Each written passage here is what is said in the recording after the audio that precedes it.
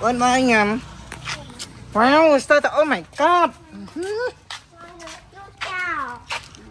Này, lùi mạ kê sao pram rồi. Donut anh em mua pram. Admin sekolah này.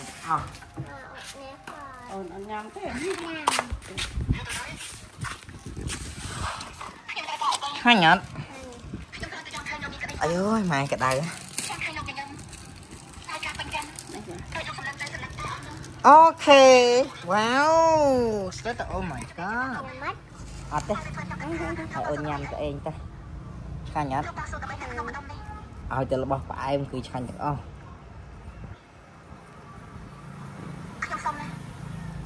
Nhâm chi cồn sky.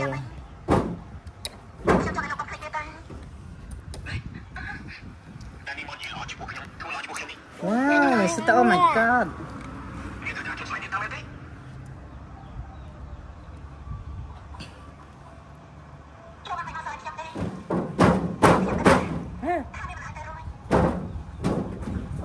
Nó là tính ấy. Là cái tính ấy vậy. Nó là cái tính ấy vậy.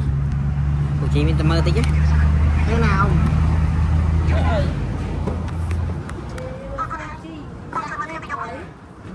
Đã.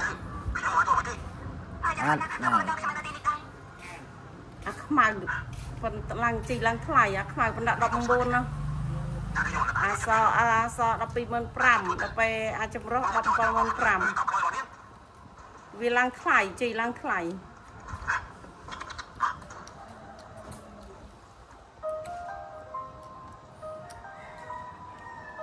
Alo.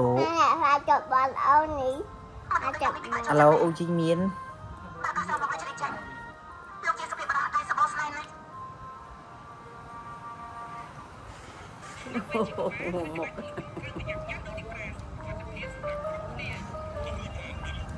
Mày ơi, ơn nha mày ơi. Đây. Chả nhắn đây.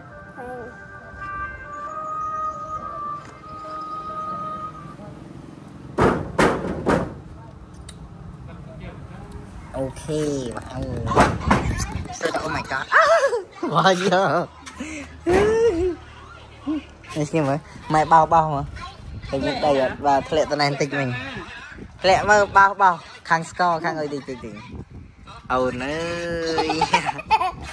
Chà nhật. Chào với chưa mà. Chà nhật. Đã, liền cho mình nó giết đầy. Chắc ngại cho không vậy. Thì sắp bài. Cho chất để. Ôi, cho anh chàng ấu chi như này. Ngâm. Chào bạn. Wow, chít ạ. Wow. Ok, movie action, ok.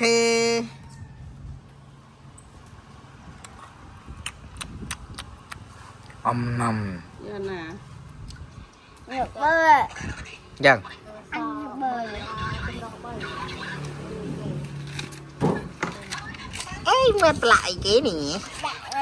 Là score man. Oh my god. Oh my god. Được tiêu. Chán. Wow. Ana tiếp. Chấm rốc rồi. Chấm rốc hả? Bye bye, Uchmin.